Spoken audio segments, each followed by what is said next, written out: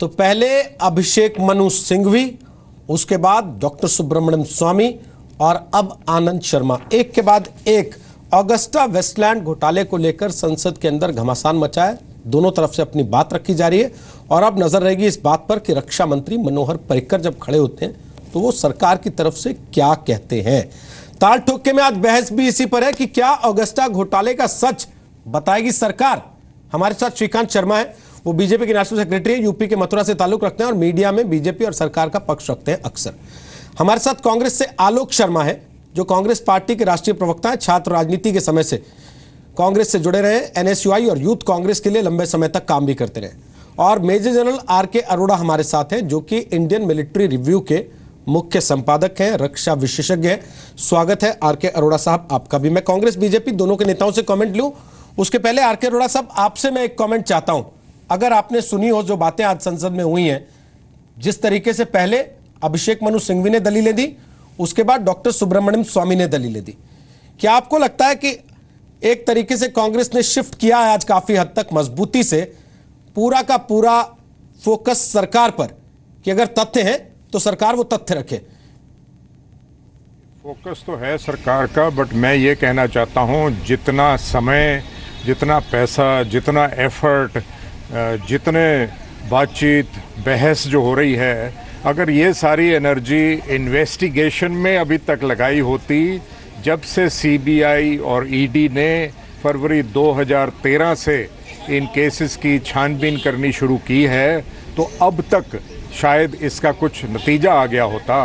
देखिए आप, इटली में 1 साल के अंदर अरेस्ट हो गए और उसके 1 साल के बाद लोअर कोर्ट का फैसला आ गया और फिर 6-8 महीने बाद जो अपील कोर्ट का था वो भी फैसला आ गया और फैसले को लोअर कोर्ट के फैसले को पलट दिया और सबको दोषी ठहराया। तो मैं ये नहीं कहता कि हम इटली के जुडिशियल सिस्टम की स्पीड से काम करें, मगर जितना हम समय ये माइलेज, पॉलिटिकल माइलेज निकालने में लगे हैं दोनों तरफ से, अगर इतना इन्वेस्टिगेशन में किया जाए तो शायद कुछ नतीजा निकले। नहीं तो आम जनता ये सोचेगी जो बोफर्स का हाल हुआ है वही हर एक इंक्वायरी का ऐसे ही हाल होने वाला है। श्रीकांत शर्मा बोलिए, बोफोर्स जैसा ही हाल होगा क्या इसका भी? और ये सवाल आज पहले दिन नहीं है, हर दिन ये सवाल आ रहा है। देखिए रोहित जी, इस देश में जो करप्शन है, भ्रष्टाचार एक बड़ा विषय है और भ्रष्टाचार हमारे इस देश में दीमक की तरह लग गया है और उसको समूल नष्ट करने के लिए हम सबको इकट्ठा होने की जरूरत है। और लोगों ने हमें मैंडेट दिया। हमारी पहली प्राथमिकता थी कि हम भ्रष्टाचार मुक्त सरकार चलाएं और हमारी प्राथमिकता में हम सफल रहे।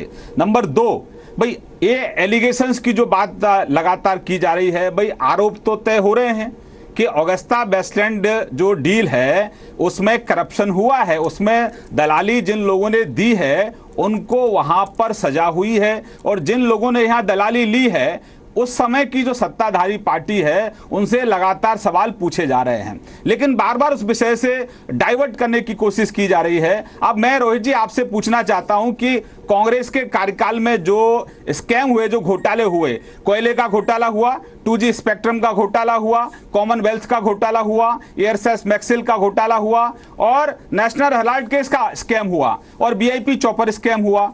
अब आरोप की जहां तक बात हो रही है तो इस देश का कानून है, कानून अपने हिसाब से काम कर रहा है। आरोप तो कोयले में तय हो गए और जिन लोगों के नाम कोयले घोटाले में आए हैं कांग्रेस के ही सदस्य हैं, कांग्रेस के ही मंत्री हैं, तो क्या इनकी जवाबदेही नहीं बनती है कि इन्हीं के समय घोटाला हुआ?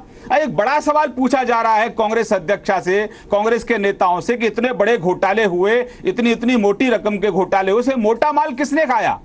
तो ये सवाल पूछा जा रहा है और इसको डाइवर्ट करने के लिए टेक्निकल चीजों का हवाला दिया जा रहा है। एक सीधा सवाल पूछा जा रहा है, करप्शन हुआ है, ये एस्टेब्लिश हो गया, डील में किकबैक दिया गया, ये एस्टेब्लिश हो गया, जिन लोगों को दिया गया उनका नाम सामने आ रहा है और चर्चा से आप उसको घुमाने की कोशिश कर रहे हैं कि भाई अभी तक आपने क्या किया, अभी तक आपने क्या किया, सरकार क्या कर रही थी? सरकार तो काम कर रही है, क्योंकि करप्शन ए से लेकर जेड तक पूरी तरह से संलिप्त है पूरी व्यवस्था में। तो कोयले में तो कोयले का जो मैटर है उसमें आरोप तय हुए कि नहीं हुए, आपके माध्यम से पूछ रहा हुए कि नहीं हुए। तो धीरे धीरे प्रोसेस चल रहा है और हमारी सरकार के आने से ही रोहित जी, हमारी सरकार के आने के बाद ही प्रोसेस में गति आई, हमारी सरकार के आने के बाद ही प्रोसेस में गति आई। ठीक है, तो आप मानते हैं मायावती की सलाह जो उन्होंने कही है कि सुप्रीम कोर्ट की निगरानी में जो है ऑगस्टा वेस्टलैंड की जांच करवा लीजिए, मानेंगे आप उसको? देखिए किसी भी हम तो भाई कोर्ट का हम शुरू से सम्मान करते रहे, हमने कभी कोर्ट की अवहेलना नहीं की है, लेकिन जो कोर्ट की अवहेलना करते रहे हैं, जो एक तरफ तो आज संसद के अंदर मैं देख रहा हूं कि लोकतंत्र की बात हो रही है, संविधान की बात हो रही है, मैं आपसे पूछना चाहता हूं कि वही लोग हैं जब नेशनल हेराल्ड केस में इस देश के कानून ने, इस देश की अदालत ने जब सम्मन इशू किए थे श्रीमती सोनिया गांधी को, राहुल गांधी को, तो ये वही कांग्रेस है जिसने इंटॉलरेंस का एक कैंपेन चलाया था, प्रधानमंत्री मोदी पर आरोप लगाए थे, गाली गलौज तक की भाषा पर उतर आए थे कि हिटलर हैं, ये वो हमको कर देंगे। अल्टीमेटली इनको जमानत मिली वहां से, और जमानत जब इनकी मिली तो वहां से इस तरह से ये सेलिब्रेट करते हुए आ रहे थे कि जैसे इनको कोई ट्रॉफी मिल गई है। तो जब आप पर आरोप लगते हैं तो आपको संविधान याद आ जाता है, जब आपको लोकतंत्र याद आ जाता है, लेकिन जब आपको सम्मन इशू करती हैं अदालतें तब आप भाजपा पर आरोप पड़ना शुरू कर देते हैं। श्रीकांत जी, राजनीति में तो बहुत सारी चीजें पोस्चरिंग के लिए होती है ना, ये आप भी जानते हैं अच्छे से। अगर आप लोग उस हथियार का इस्तेमाल करते हैं तो कांग्रेस पार्टी भी करेगी निश्चित तौर पर उस हथियार का इस्तेमाल। मेरा सवाल सर जस का तस है कि ऑगस्टा वेस्टलैंड में क्या सरकार वो सलाह मानेगी कि सुप्रीम कोर्ट की निगरानी में इस मामले की जांच हो जाए, जो मायावती ने बात कही है पार्लियामेंट में? क्या इस पर विचार करेगी सरकार?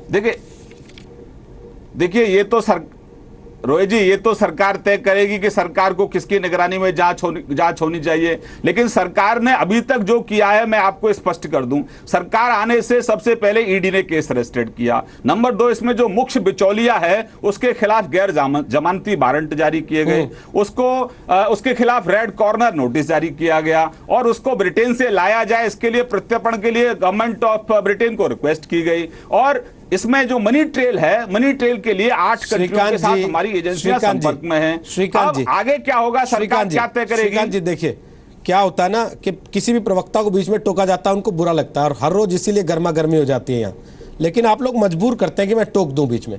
सर ये सारी बातें मुझे याद हो गई हैं, 5 दिन से, पिछले 7 दिन से आपकी पार्टी के सारे प्रवक्ता यही बता रहे हैं और पूरे देश को लग रहा था सुब्रमण्यम स्वामी आएंगे संसद में तो जाने क्या बता देंगे। सर ट्रांसलेशन पूरा नहीं हुआ अभी, तो ऑथराइज्ड कॉपी नहीं है हमारी सरकार के पास इटली के उस फैसले की, जिसका हवाला दे दे के हमने अखबारों में, सोशल मीडिया पे जाने कितने बड़े बड़े कैंपेन चलवा दिए।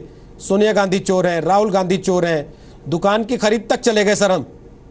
ये हो गया। इस आधार पे इस देश में राजनीतिज्ञों को सजा मिली है आज तक जो आज मिल जाएगी, या फिर हम केवल हवाबाजी करना चाहते हैं, आरोपों की राजनीति करना चाहते हैं जिसमें सबके नंबर बनते रहे? देखिए रोजी जी, आपने बहुत अच्छी बात कही कि आपने कहा कि अभी तक वो 1,21,000 पेज का डॉक्यूमेंट है, ठीक है, जो वहां से दस्तावेज मिले हैं, ट्रांसलेशन हो रहा है। मैं मानता हूं कि थोड़ा धैर्य रखना चाहिए, सब चीजें सामने आएंगी। नंबर 2, आपने कहा किसी राजनेता को सजा हुई कि नहीं हुई, ये सजा देने का काम भारतीय जनता पार्टी का नहीं है, इस देश के कानून का है, कोर्ट का है। हम कांग्रेस की तरह बात नहीं करते हैं कि हम सजा देने वाले कोई नहीं है। हमारा काम है कि लोगों को बिजली, पानी, सड़क, बुनियादी जो जरूरतें हैं वो पूरा करें और एक करप्शन फ्री गवर्नमेंट हम इस देश को दें। जिन लोगों ने भ्रष्टाचार किया है वो कानून अपना काम करेगा, उनको सजा मिलेगी। अगर किसी ने गलत किया है तो सजा मिलेगी, गलत नहीं किया है तो उसको सजा एकदम कानून जो है उसका सम्मान करते उसको बरी करेगा।